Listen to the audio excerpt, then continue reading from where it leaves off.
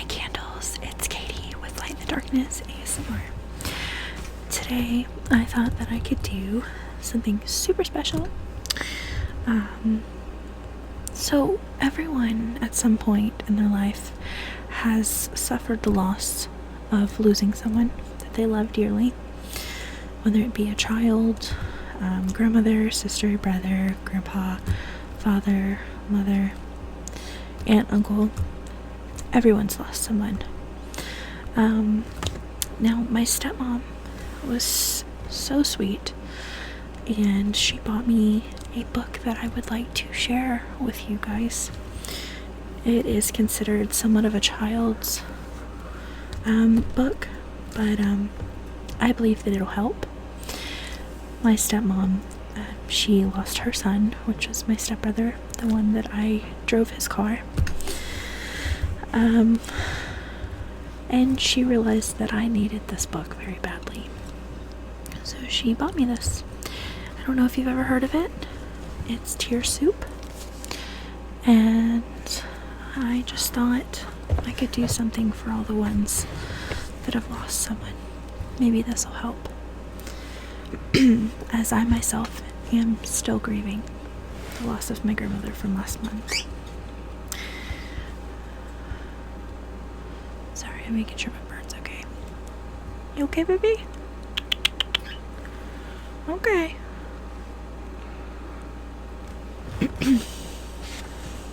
Okay. Tear Soup. I'm not going to be able to show you the pictures because it's just going to be too big of a book to hold up. So hopefully you can hear me okay. There once was an old and somewhat wise woman whom everyone called Grandy. Grandy, Grandy, Grandy, Grandy, Grandy, Grandy. Grandy. She just suffered a big loss in her life. Pops, Pops, Pops, Pops, Pops, Pops. Her husband suffered the same loss, but in his own way. This is the story of how Grandy faced her loss by setting out to make tear soup.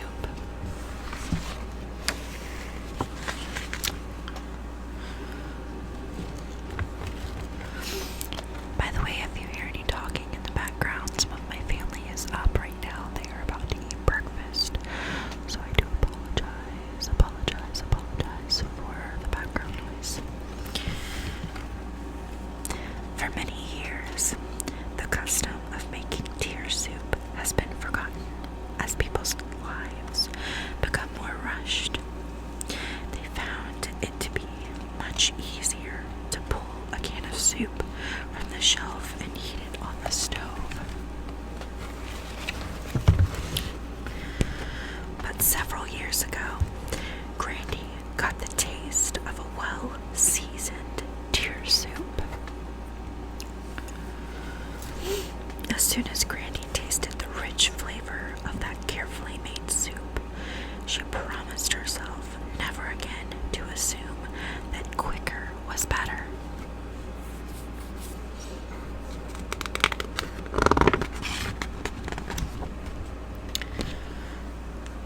Sorry, my hair's in my face.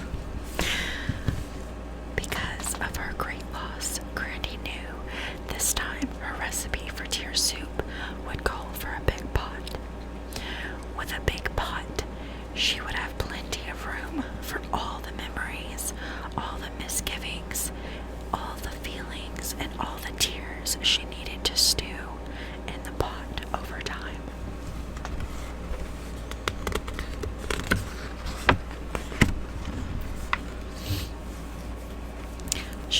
She put on her apron because she knew it would get messy. It seems that grief is never clean. People feel misunderstood. Feelings get hurt and wrong assumptions are made all over the place. To make matters worse, grief always takes longer to cook than anyone wants it to.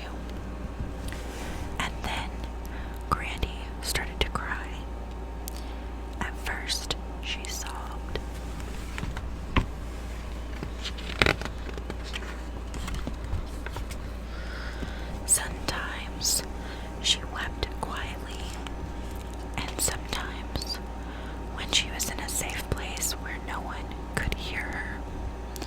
She even wailed, wailed, wailed, wailed, wailed.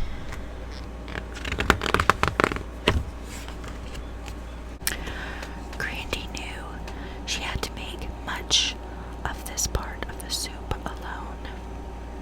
She learned from past experiences that most people don't like being around tears. Her friends would worry if they knew just how many tears Grandy's recipe called for this time. So the old and somewhat wise woman reflected on her own special recipe as she looked down into the large overflowing pot of memories. It was a task she would repeat many times during the next few months. Granny winced when she took a sip of the broth. All she could taste was salt from her teardrops. It tasted bitter, but she knew this was where she had to start. And for now, it was the only thing on her menu.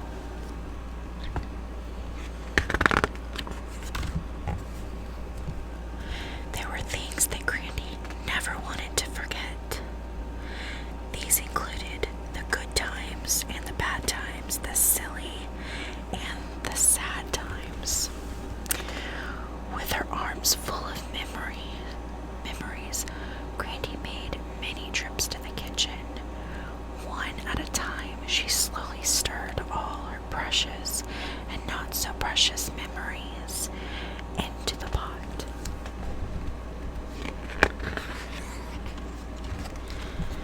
But eventually, she ran out of things to add.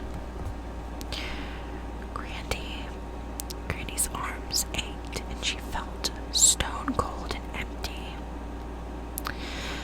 There were no words that could describe the pain she was feeling. What's more, when she looked out the window, it surprised her to see how the rest of the world was going on as usual while her world had stopped. Side note, that's exactly how I'm feeling right at this moment. Definitely grieving in my own way, But let's continue. Her grandson, Chester, who just wanted his Grandy to be happy again, hoped his chocolate drops, chocolate drops,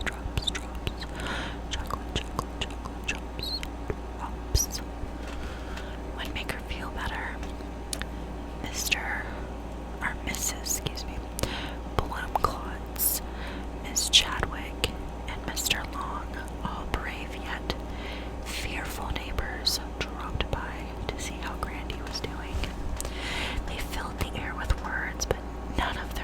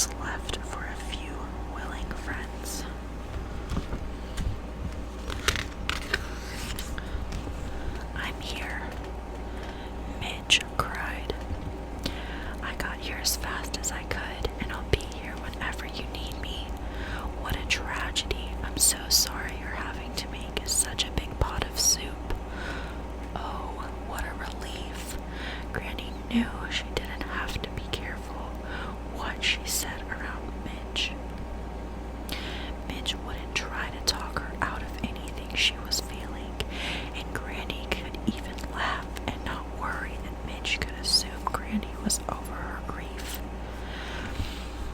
There are those people out there for me, and I'm so fucking thankful, because that's the one thing that's been bothering me, is literally people telling me that I should be over my grief. And yeah, it's good to know there's people out there. Sorry I couldn't get here sooner, said Midge. No problem, replied Grandy. I had plenty of help, but most of these friends will be history pretty soon. They'll be over my tragedy long before I am, but I know you'll still be around. Exactly. I just want to say, if there's anybody else struggling, please know that I'm struggling too, and I will be here for you. I care. I don't know what to say, but I'll be glad to listen, Midge said tenderly.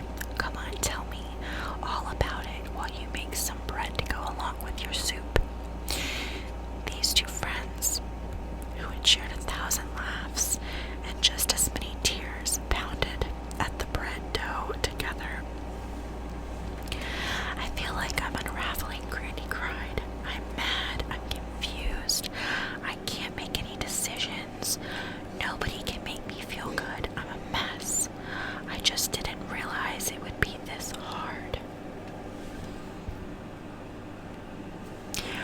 Why don't we go for a walk while we wait for the bread to rise? Midge suggested. I know exercise is supposed to help me, but I feel like I have concrete blocks strapped to my legs. We'd better not go too far, or you'll have to carry me home, moaned Grandy.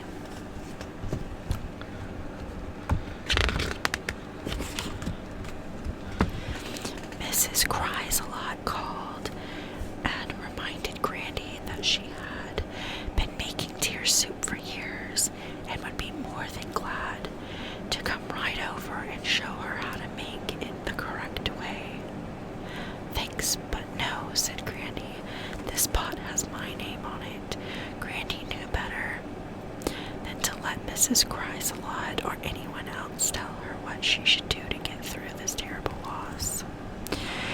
Next, her recipe called for some comfort food.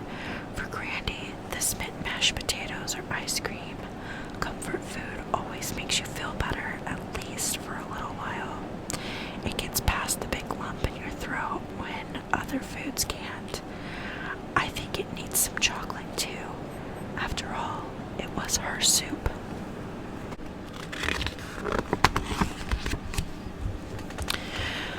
Grandy kept attending worship even though she was mad at God. Sometimes she yelled at God and asked why this happened, and sometimes she demanded to know where God was when she was feeling so all alone. Still, Grandy trusted God, but she didn't understand God. She sensed that people believed that if she really had faith, she would be spared deep sorrow, anger, and loneliness. Grandy kept reminding herself to be grateful for all the emotions that God had given her. I don't judge people on religion. You can believe whatever you want to believe. If this offends you, skip it.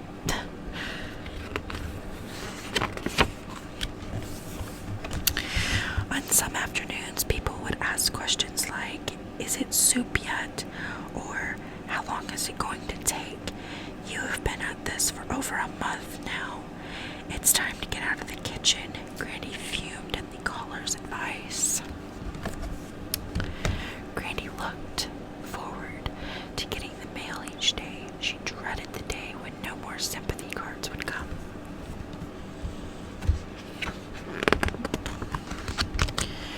When she was alone and needed to think, she found it helpful to keep notes on her soup making.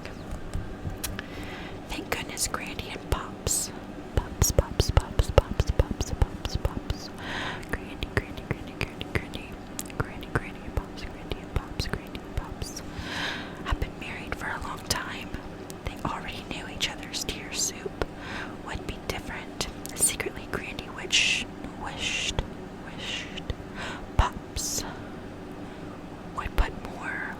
flavoring in his soup, but he doesn't want to, and he's perfectly content to dine alone and sip on his own soup.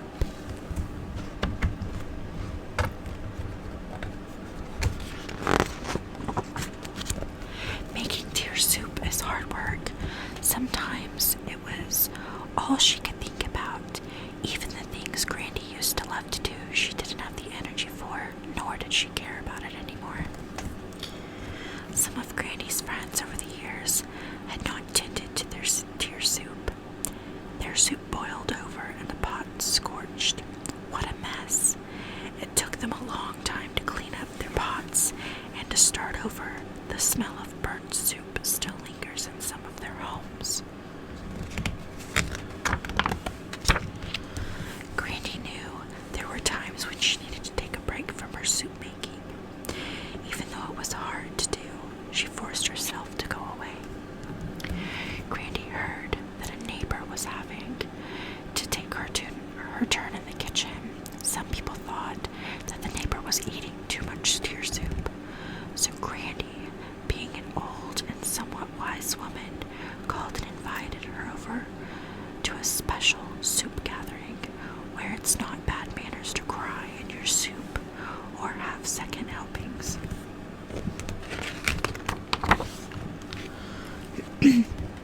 Soon, the thoughtful cooks sat at Grandy's table and discussed the process of making deer soup. There are some parts that require help from friends and some parts you just have to do alone. They shared stories about soup making they wouldn't dare tell anyone else for fear of being judged a bad cook. They all laughed knowingly when Grandy remarked how on days when she was daydreaming while driving, she was glad that the car seemed to know where it wanted to go. These people had become Grandy's new best friends.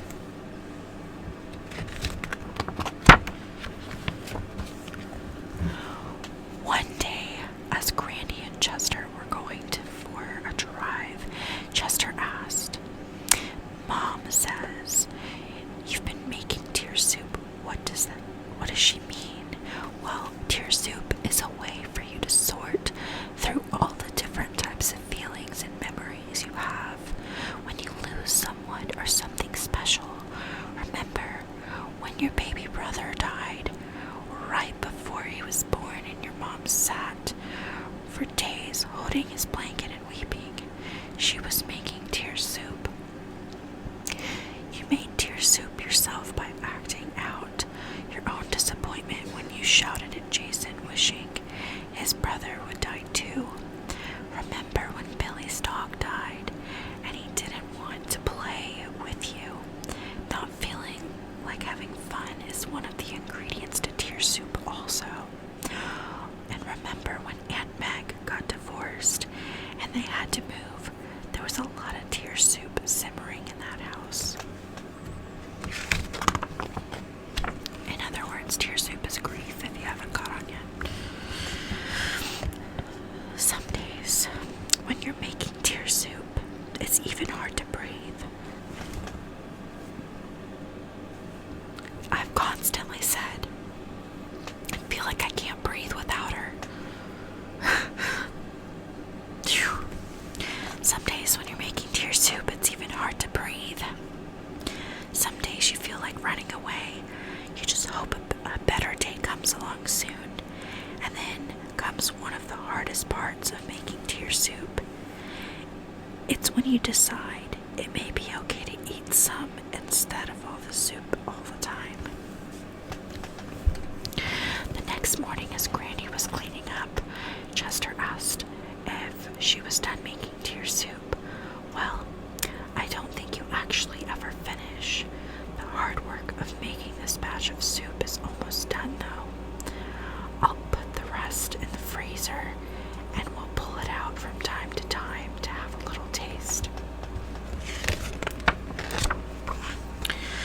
So what else have we learned by making deer soup, Grandy?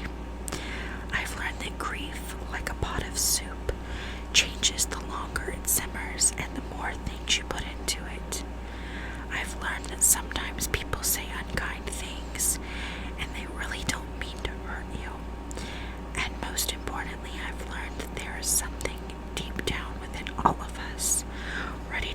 us survive the things we can't survive.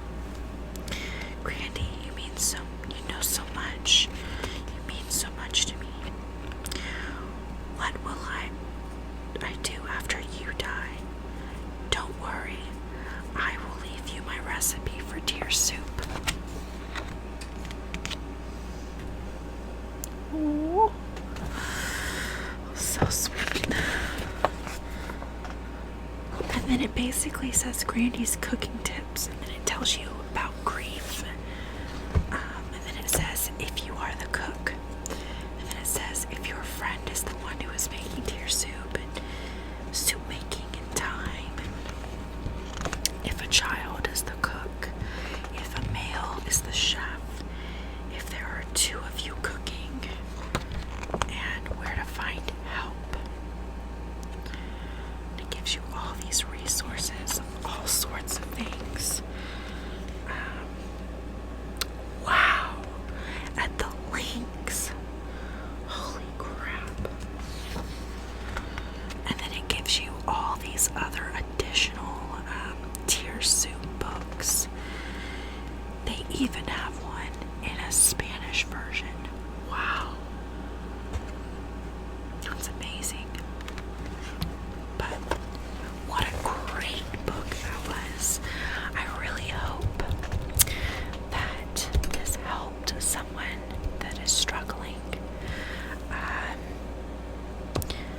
I know I can't do much from my computer or my screen, but I want you to know if you are struggling and you are grieving yourself, my Instagram is always open. Shoot me a message or email me if you don't have an Instagram. lightinthedarkness@gmail.com. All together. All those things are down below, so you can contact me. But know that you're not alone and that I love you. So that was Tear Soup.